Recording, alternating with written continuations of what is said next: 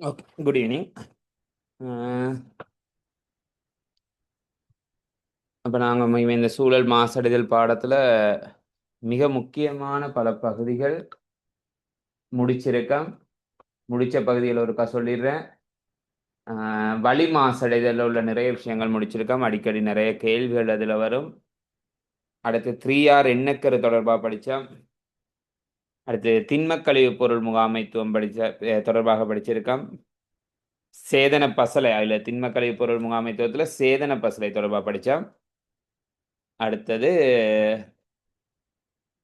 தூய்மை உற்பத்தி எண்ணக்கரு, இதெல்லாம் படிச்சிருக்கோம். அப்ப மிக பிரதானமான பல விஷயங்கள் முடிஞ்சு. இப்ப இன்னும் 2 விஷயங்கள் இருக்கு. இயற்கை வட்டங்கள், கழிவுநீர் பரிகரிப்பு. இயற்கை வட்டங்களும் கழிவுநீர் பரிகரிப்பும் தான் இன்னும் பார்க்கறது. அப்ப அது தொடர்பான விடயங்கள் தான் இனி பார்க்க போறோம். இயற்கை வட்டங்கள், கழிவுநீர் பரிகரிப்பு, இது பார்த்து இந்த பாடம் முடிஞ்சிடும். அதுக்கப்புறம் நாங்க கேள்விகள் கொஞ்சம் செய்து பார்ப்போம். சரி, அப்ப கவனிங்க. இந்த சூழலை பிரதானமாக 4 வகைப்படுத்துறாங்க. ஓகே, இது பாடமாக்க தேவையில்ல. சரி, இது சூழல்ட பாகுபாடுன்னு சொல்லி எல்லாம் பாடமாக்க தேவையில்ல. ஜஸ்ட் ஒரு வாசிப்பறிவுக்கு இயற்கை வட்டங்கள் உள்ள விஷயங்கள் தான் எங்களுக்கு நிறைய தேவைப்படும். பார்க்கணும். அப்ப அனைத்து உயிரினங்களும் அவை வாழும் சுற்றுப்புறமும் அங்கியல் சுற்றுப்புறம் ஆகியவற்றுக்கு இடையிலான இடைத்தொடர்புகளும் ஒருங்கே சூழல் எனப்படும். அப்ப சூழல் அப்படின்றது சொல்லப்பட்டது மனிதர்கள் மட்டும் இல்லை, அனைத்து உயிரினங்கள் மட்டும் இல்லை, அவை வாழும் சுற்றுப்புறம். சரி, அந்த சுற்றுப்புறம் மட்டும் இல்லை, அங்கியலுக்கும் இடையிலான இடைத்தொடர்பு, அந்த அங்கியலுக்கும் சுற்றுப்புறத்துக்கும் இடையிலான இடைத்தொடர்பு, இது எல்லாமே ஒருங்கே சேர்ந்ததை தான் நாங்க என்னன்னு சொல்றோமா இருந்தா சூழல் அப்படின்னு பாகுபடுத்துறோம். அப்ப இந்த சூழலை பிரதானமாக 4 வகையாக பிரிக்கிறாங்க. சூழலை பிரதானமாக 4 வகையாக பிரிச்சிருக்காங்க. பாருங்க, முதலாவது நீர்க்கோளம். சரியா? அப்ப நீர்க்கோளம் அப்படின்றது நீரும் அதோட தொடர்பு பட்ட சூழலும்.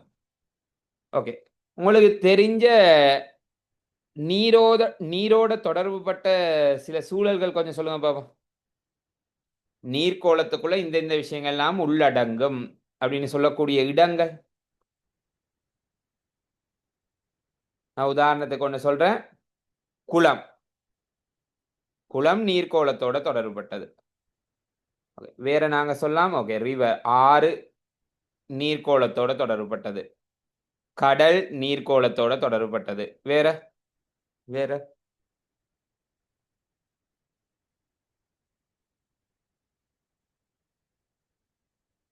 வேற என்ன இருக்கு நீர்க்கோளத்தோட தொடர்புபட்டது? சேற்று நிலம். ஓகே, சொல்லலாம், பிரச்சனை இல்லை. சரியா? இன்னொரு ஓடை. ஓகே, இன்னொரு முக்கியமான விடயம் இருக்கு. சரியா? நிலத்தடி நீர் இருக்கு. சரி, நிலத்துக்கு கீழே நீர் இருக்கு தானே? சரியா? அடுத்தது நீராவி. ஓகே, வாட்டர்ஃபால் சொல்லலாம் தான், பிரச்சனை இல்லை. வாட்டர்ஃபால் உண்மைக்குமே ஆறோட தொடர்பு பற்றோம். சரியா? நீராவிய சொல்லலாம். அப்ப உண்மைக்குமே புவியில பெரும்பங்கு நீருக்கு தான் உரியது. ஏன்னா கடல், சரி, பூமி நிலப்பரப்பை விட பூமியில கடல் பரப்பு தான் அதிகம். நிலத்துல வாழ்ற உயிரினங்களை விட கடல்ல வாழ்ற உயிரினங்கள் தான் அதிகமாக இருக்கு. சரியா? அப்ப புவியில அதிக பிரதேசம் நீரால சூழப்பட்டது தான். அப்ப அந்த நீர்ல பெரும்பங்கு கடலுக்குரியது. அப்ப கடல் இல்லாம நீங்க சொன்ன மாதிரி ஆறு இருக்கு, குளம் இருக்கு, ஓடை இருக்கு. சரியா? ஓகே, நீர்வீழ்ச்சிகள் சொல்லலாம். அடுத்து நீராவி, வளிக்கோளத்துக்குள்ளேயும் நீர் வருது நீராவின்ற வடிவத்துல. அப்ப இதெல்லாம் சேர்ந்துதான் இந்த நீர்க்கோளம் அப்படின்றதுக்குள்ள உள்ளடக்குறாங்க. சரியா? அடுத்து பாருங்க, தரைக்கோளம். அப்ப தரைக்கோளம் அப்படின்னு சொல்லப்படுறது தரையையும் அதனோட தொடர்பு பட்ட சூழலும் தரைக்கோளம் அப்படின்னு சொல்றாங்க. அப்ப தரை வரும், மணல் பாங்கான பிரதேசங்கள், மணல் மேடுகள் வரும், மலைகள் வரும், குன்றுகள் வரும். சரியா? இது எல்லாமே தரைக்கோளத்துக்குள்ள வந்துடும். எளிமையா அவங்களால யோசிக்கலாம் அந்த விஷயங்களை. அடுத்து வளிக்கோளம். சரியா? வளிக்கோளம் அப்படின்றது புவியிட மேற்புற பகுதி. இப்ப தரைக்கோளத்துக்குள்ள உண்மைக்குமே புவிக்கு உள்ள பகுதியும் வந்துடும். வளிக்கோளத்துல புவியின் மேற்புறமான பகுதியை சூழ மூடுபடையாக காணப்படுகின்ற வளி. சரியா? இல்ல நாங்க பார்த்தோம் பிரதானமா 4 மண்டலங்களாக இருக்கு. மாறன் மண்டலம், படை மண்டலம், அதெல்லாம் பார்த்துட்டு தானே. இப்போ இதுமையுமே இந்த பாடத்துடைய ஸ்டார்டிங் நாங்க எண்டை பார்த்துட்டு தான் இப்போ ஸ்டார்டிங்க்கு வரோம். அது இன்னும் கொஞ்சம் விளங்கிக்கொள்ள எங்களுக்கு ஈஸியா இருக்கும். அதனால தான் கடைசி விஷயத்தை பார்த்துட்டு நான் இப்போ முதல் விஷயத்துக்குள்ள வரேன். சரியா? ஓகே. அப்ப கவனிங்க. அப்ப வளிக்கோளம்ன்றது வந்து மேற்பரப்புக்கு மேல உள்ள வளி சார்ந்த அனைத்துமே வளிக்கோளம் வரும். அடுத்து உயிர்கோளம். உயிர்கோளம். சரி, எல்லா உயிர்களும் அங்கியல் தாவரங்கள் விலங்குகள் கூட இதுகளுக்குள்ள வந்துடும். சரியா? அவற்றோட சேர்ந்த இடைத்தாக்கம் இதெல்லாம் சேர்ந்துதான் உயிர்கோளம் அப்படின்னு சொல்றாங்க. ஓகே.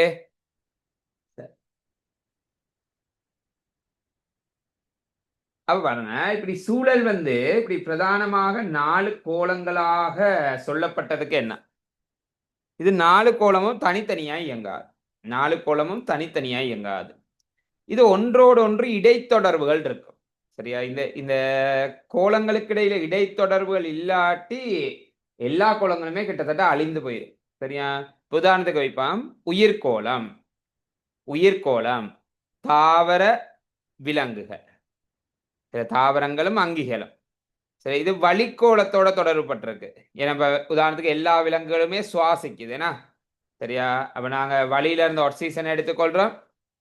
அதே மாதிரி வளிக்கு கார்பன் ஈராக்சைட்டை வெளிவிடுறோம். அப்ப வளிக்கோளத்தோட இந்த உயிர்கோளம் தொடர்பு படுது.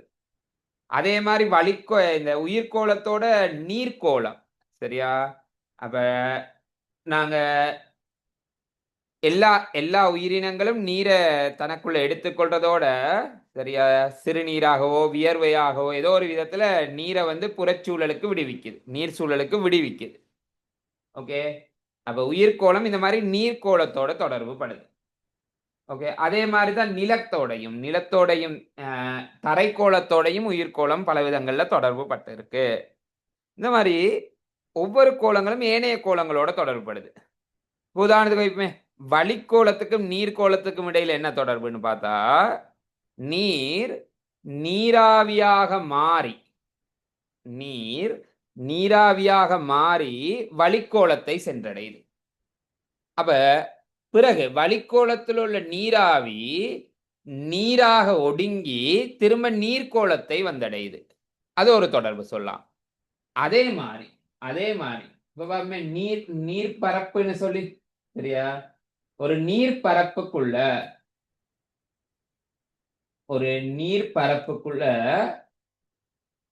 வளிமண்டலத்துல உள்ள ஆக்சிஜன் வாயு கரையும். அப்ப வளிக்கோளம் வளிமண்டலத்துல பிரதானமா ஆக்சிஜன் வாயு அதிக அளவு நீருக்குள்ள கரைஞ்சிருக்கும். அப்பதான் நீர்வாழ் உயிரினங்களால அல்லது நீர்வாழ் தாவரங்களால அதை சுவாசிக்கக்கூடிய மாதிரி இருக்குது. சரி, அப்ப வளியும் நீர்க்கோளமும் இந்த மாதிரி தொடர்பு பட்டிருக்கு. இப்ப இந்த மாதிரி ஒவ்வொரு கோளங்களும் ஏனைய கோளங்களோட ஒன்றோடு ஒன்று இடைத்தொடர்புடையதாகத்தான் இருக்கு. எந்த ஒரு கோளமுமே தனித்து இயங்குறது இல்ல. சரி. ஓ, அப்ப இது தொடர்பான விஷயங்கள் தான் அந்த ஒவ்வொரு கோளம் இன்னொரு கோளத்தோடு எப்படி தொடர்புபடுதுன்ற விடயங்கள் தான் அதுக்கு கீழே இந்த நோட்ஸா கொடுக்கப்பட்டிருக்கு. அதை ஒருக்கா வாட்சி பாருங்க. அடுத்ததாக நாங்க போவோம் இயற்கை வட்டங்கள். இயற்கை வட்டங்கள். அப்புறம் இயற்கை வட்டங்கள்ல இன்னைக்கு பிரதானமா இதை தான் பார்க்க போறோம். இயற்கை வட்டங்கள்ல பிரதானமாக என்னென்ன வட்டங்கள் இருக்கா? 5 வட்டங்கள். கார்பன் வட்டம், நைதரசன் வட்டம், ஆக்சிஜன் வட்டம், பாறை வட்டம், நீர் வட்டம். இதுல நாங்க மிக பிரதானமாக படிக்க வேண்டிய விடயங்கள் என்னன்னா, இந்த கார்பன் வட்டம், நைதரசன் வட்டம், ஆக்சிஜன் வட்டம், இது 3 தான் படிக்கிறது. இது 3க்கு தேவையான நிறைய விஷயங்கள் நாங்க இதுக்கு முதல்ல படிச்சிருந்தோம். வளி மாசடைதல் இதுக்கு தேவையான பல விடயங்கள் படிச்சுட்டு தான் வந்திருக்கோம். அதனால இங்கே சொல்லக்குள்ள பெரும்பாலான பகுதிகள் இலகுவானதாக தான் இருக்கும். சரியா? ஓகே.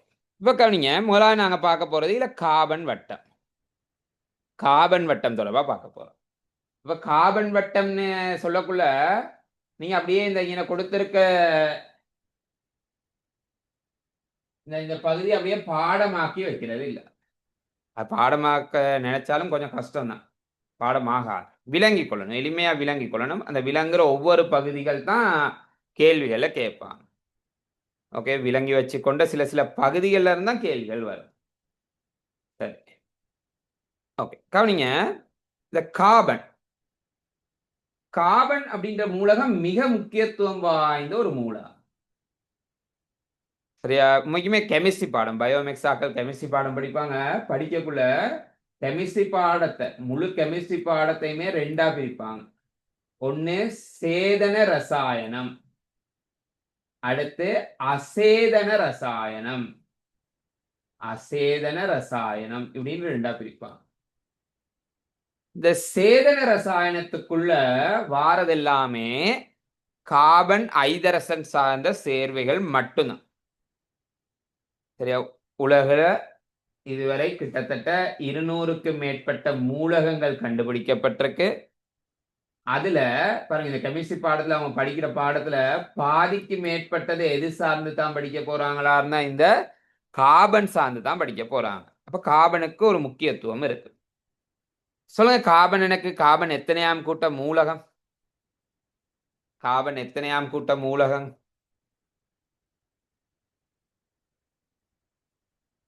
கொஞ்சம் டிஸ்கஸ் பண்ணிட்டு போனா தான் நீங்களும் அதுக்கு ஆன்சர் பண்ணக்குள்ள தான் இந்த பாடங்கள் வந்து நிறைய புது தகவல்கள் உங்கள்ட்ட இருந்தும் எடுத்துக்கொள்ளக்கூடிய மாதிரி இருக்கும்.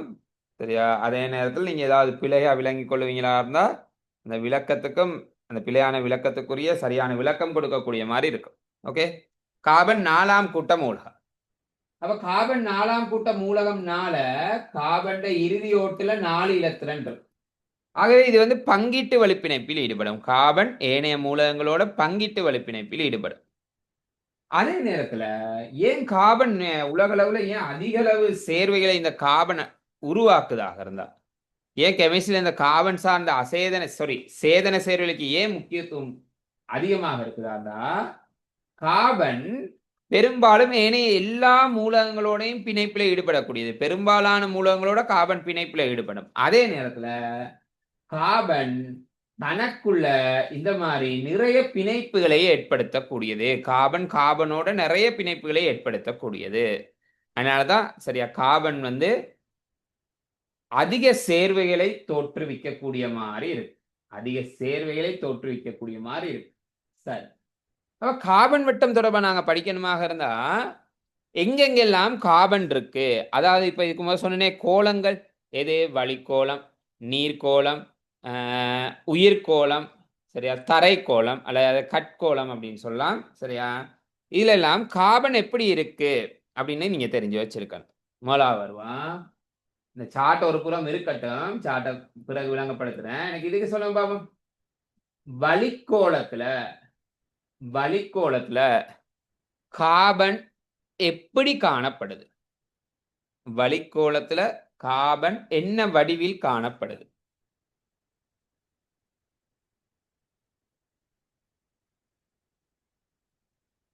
Okay, very good. வளிக்கோளத்தில் கார்பன் கார்பனீர் ஆக்சைடு அப்படின்ற வடிவில் காணப்படுது. உண்மைக்கும் சொல்ல போனா இந்த கார்பனீர் ஆக்சைடுன்றது வந்து கார்பனை மட்டும் கொண்டதில்லை, ஆக்சிஜனையும் சேர்ந்து தான் கொண்டது. ஆக்சிஜனும் இருக்கு இதுல. அப்ப கார்பனீர் ஆக்சைடு கார்பன் வட்டத்துக்குள்ளேயும் சம்பந்தப்படுத்தலாம், ஆக்சிஜன் வட்டத்துக்குள்ளேயும் சம்பந்தப்படுத்தலாம். சரியா? ஓகே, இப்ப இப்ப என்ன சொல்லுங்க, இந்த வளிக்கோளத்தில் உள்ள கார்பனீர் ஆக்சைடு என்ன நடக்குமா இருந்தா, நாங்க இதுக்கு முதல்ல கார்பனீர் ஆக்சைடு வாயு சூழலுக்கு விடுவிக்கப்பட்ட முறைகள் எல்லாம் பார்த்துட்டோம். என்ன? அப்ப வளிக்கோளத்துக்கு நாங்க கார்பனீர் ஆக்சைடு, அதாவது உயிர்கோளத்தோட இந்த கார்பனீர் ஆக்சைடு எப்படி தொடர்புபடுதா இருந்தா, உயிர்வாழ் அங்கிகள் சுவாசிக்கிறதன் மூலம் என்னத்தை விடுவிக்குமா இருந்தா வளிக்கோளத்துக்கு CO2 விடுவிக்கும். அதே மாதிரி வளிமண்டலத்தில் உள்ள CO2 தாவரங்களால ஒளித்தொகுப்பு அப்படின்ற செயல்முறை மூலம் உறிஞ்சிக் கொள்ளப்படும். என்ன? சரி, இருக்கட்டும். இப்ப சொன்ன விஷயம் ஒரு புறம் இருக்கட்டும். அடுத்து என்ன சொல்லுங்க?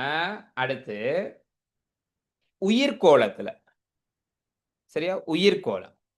உயிர்கோளத்துல இந்த கார்பன் அப்படின்ற மூலகம் எப்படி சம்பந்தப்படுது? உயிர்கோளத்துல பிரதானமாக உள்ளடங்கிறது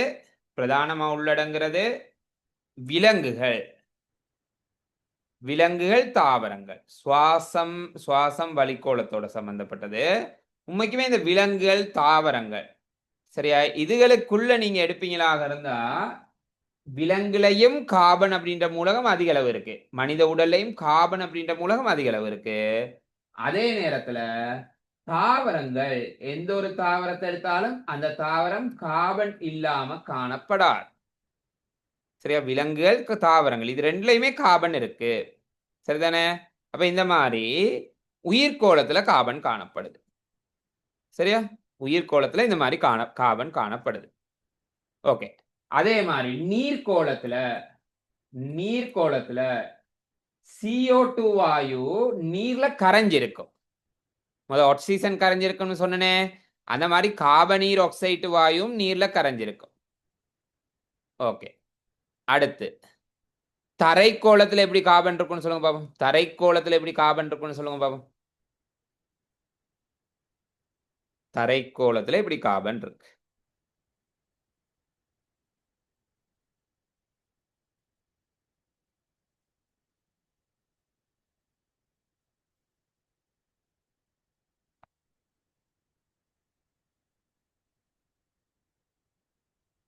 தரைக்கோளத்தில் கார்பன் காணப்பட்ட வடிவங்கள்: உயிர் சுவடுகள்.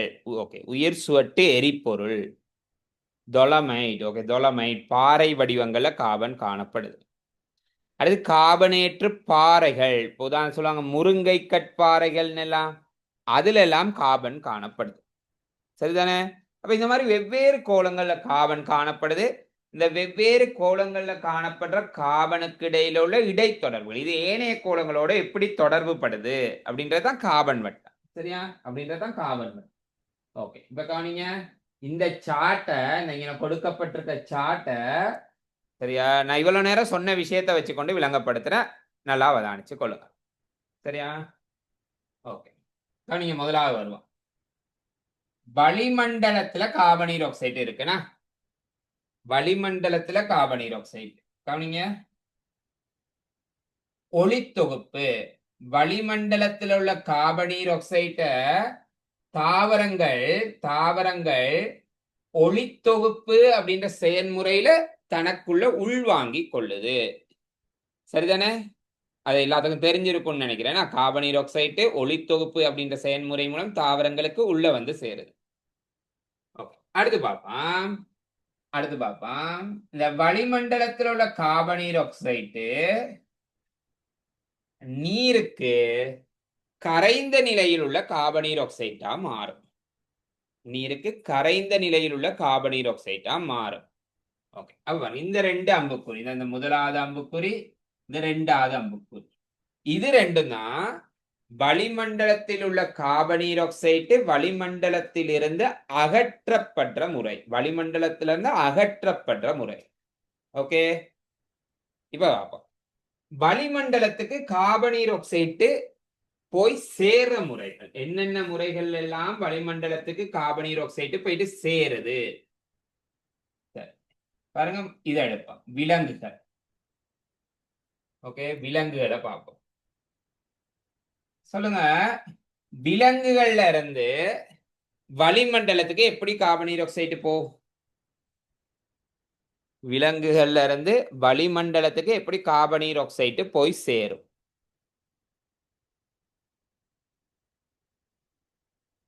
சிம்பிளான விஷயம். ஓகே, சுவாசம். நாங்க எந்த ஒரு விலங்கும் சுவாசிக்கக்குள்ள வளிமண்டலத்துக்கு CO2 விடுவிக்குது தானே? ஓகே, அதே மாதிரி தாவரங்களும் சுவாசிக்கும்.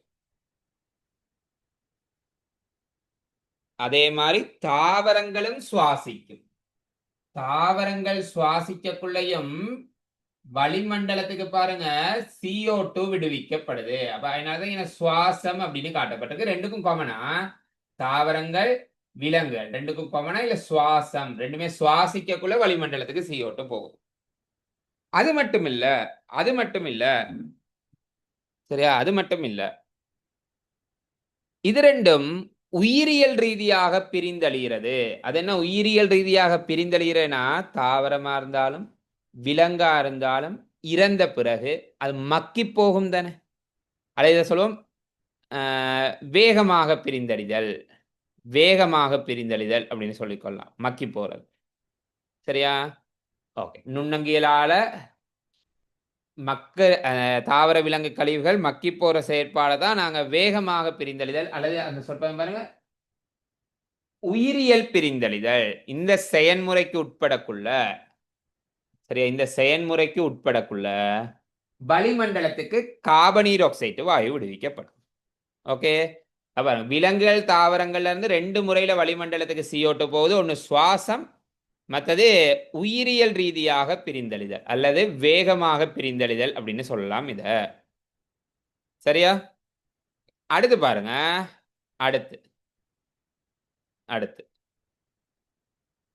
இந்த தாவரங்கள்ல இருந்து பாருங்க, இந்த அம்புக்குரிய எல்லாத்தையும் அழிச்சிடுறேன். பாருங்க, தாவரங்கள்ல இருந்து விலங்குக்கு பாருங்க நீல கலர்ல போட்டிருக்க அம்புக்குறி, தாவரங்கள்ல இருந்து விலங்குக்கு கார்பன் போய் சேருது. சொல்லுங்க எப்படி அது போய் சேரும்னு சொல்லி. தாவரங்கள்ல இருந்து விலங்குக்கு கார்பன் எப்படி போய் சேருது? அல்லது எங்களுக்கு மனிதனுக்கு தாவரங்கள்ல இருந்து கார்பன் வாரது ஓகே வெரி குட் உணவின் மூலம். உணவின் மூலம் வருதுனா அப்ப அந்த அம்புக்குறி உணவு அப்படின்னு வந்திருக்கனா அது எழுதியில உணவின் மூலம் அப்படின்னு வந்திருக்கணும். சரி, இப்ப கவனிங்க. இந்த தாவரங்களும் விலங்குகளும் முதல் சொன்னது வேகமாக பிரிதழிந்திருந்த இப்ப பாருங்க இது மந்தமாக பிரிந்தழிகிறது. மந்தமாக பிரிந்தழிகிறது. இப்படி மந்தமாக மெதுவாக அதாவது பல ஆண்டுகள் நிலத்துக்கு கீழே தங்கியிருந்து சரி உயர் அழுத்தத்தின் கீழ் அது பிரிய அறியக்குள்ள அது என்னவா மாறுதா இருந்தா உயிர் சுவட்டு எரிபொருளா மாறும். இந்த உயிர் சுவட்டு எரிபொருள்ன்றது காபனையும் ஐதரசனையும் கொண்ட சேர்வை தான். காபனையும் ஐதரசனையும் கொண்ட சேர்வை. ஓகே, சொல்லுங்க உயிர் சுவட்டு எரிபொருளுக்கு சில உதாரணங்கள். உயிர் சுவட்டு எரிபொருளுக்கு சில உதாரணங்கள் சொல்லுங்க.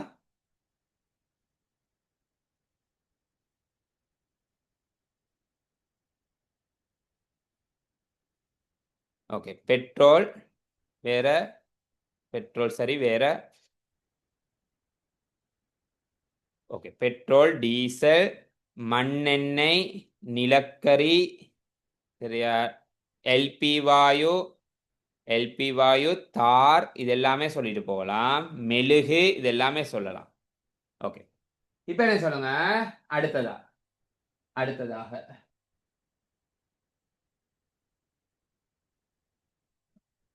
இது உங்களுக்கு தெரியும்.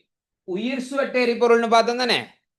இந்த உயிர் சுவட்டு எரிபொருள் வளிமண்டலத்துக்கு CO2 ஆக மாறும். அது எப்படி மாறும்? என்ன செயற்பாட்டால மாறும்? சும்மா மாறுமா? உயிர் சுவட்டு எரிபொருள் வளிமண்டலத்துக்கு CO2 ஆக சும்மா மாறாது. என்ன செயற்பாட்டால மாறும்? எரிக்கணும். என்ன எரிக்கணும்? தகனம் அடைய செய்யணும். ஓகே, அப்ப பாருங்க அதுதான் இந்த அம்புக்குறியால காட்டப்பட்டிருக்கு. அதுதான் இங்கிட்டு வர அம்புக்குறி தகனம். உயிர் சுவட்டு எரிபொருளை தகனம் அடைய செய்யறதால வளிமண்டலத்துக்கு CO2 விடுவிக்கப்படும். சரி, அடுத்து பார்ப்போம். அடுத்து இங்கிட்டு வாங்க, இந்த அம்புக்குரிய பார்ப்போம்.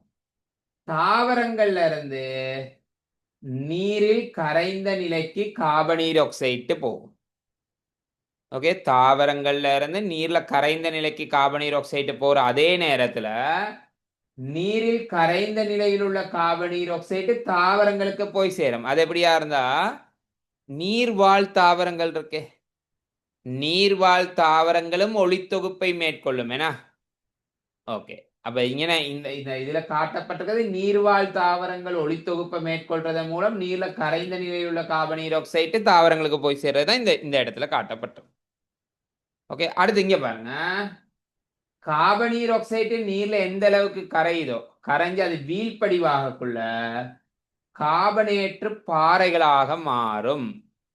எதை கார்பனேற்று பாறைகள்னு சொல்றாங்க? இல்ல எழுத்துப்பிழை இருக்கு. எதை கார்பனேற்று பாறைகள்னு எதை சொல்றது?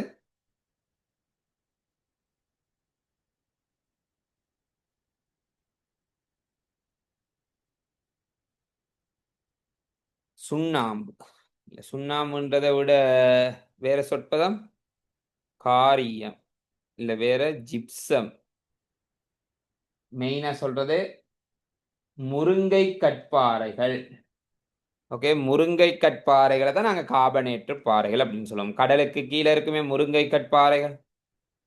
ஓகே, அப்ப நீர்ல, கடல் நீர்ல, கரைந்த நீர்ல கார்பனீர் ஆக்சைடு வீழ்படிவாகி கார்பனேற்றா மாறும்.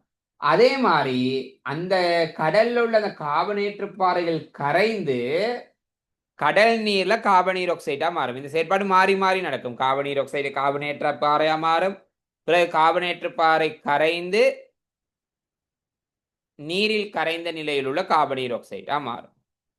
சரியா? அதே நேரம் இந்த செயற்பாடு பாருங்க, இந்த அம்புக்குறி நீரில் கரைந்த நிலையில் உள்ள கார்பனீர் ஆக்சைடு வளிமண்டலத்துக்கும் CO2 ஆக விடுவிக்கப்படும். வளிமண்டலத்துக்கும் CO2 ஆக விடுவிக்கப்படும். ஓகே, அதான் இந்த சார்ட். அதுதான் இந்த சார்ட். சரியா? ஓகே, அப்ப நான் இந்த சார்ட்ல இருந்து சில கேள்விகள் கேட்கிறேன். அப்ப இந்த சார்ட் அப்படியே முழுமையாக நிரப்ப வேண்டி வராது.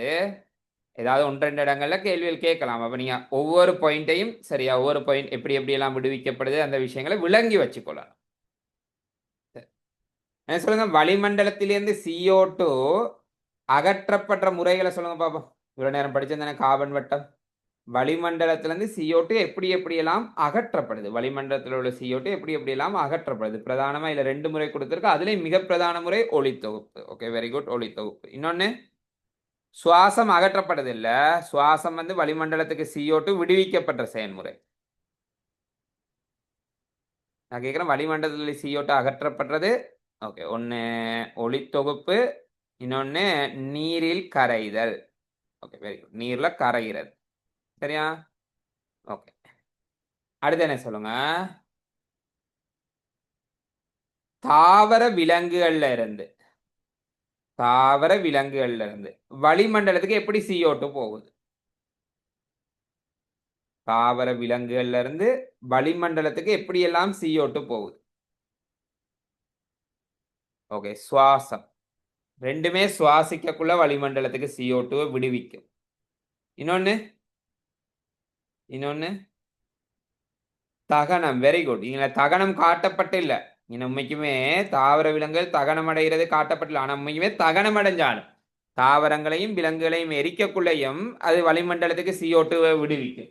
அப்ப இந்த இடத்துல உண்மைக்குமே தகனம் அதுவும் வரணும். அப்ப இன்னொரு முறை, 3வது முறை உயிரியல் பிரிந்தெழுதல் அல்லது வேகமாக பிரிந்தெழுதல் அப்படின்னு சொல்லலாம். ஓகே, சரி. அடுத்து எனக்கு சொல்லுங்க, உயிர் சுவட்டு எரிபொருள் எப்படி உருவாகுது? உயிர் சுவட்டு எரிபொருள், அதாவது பெட்ரோல் டீசல் எல்லாம் எப்படி உருவாகுது?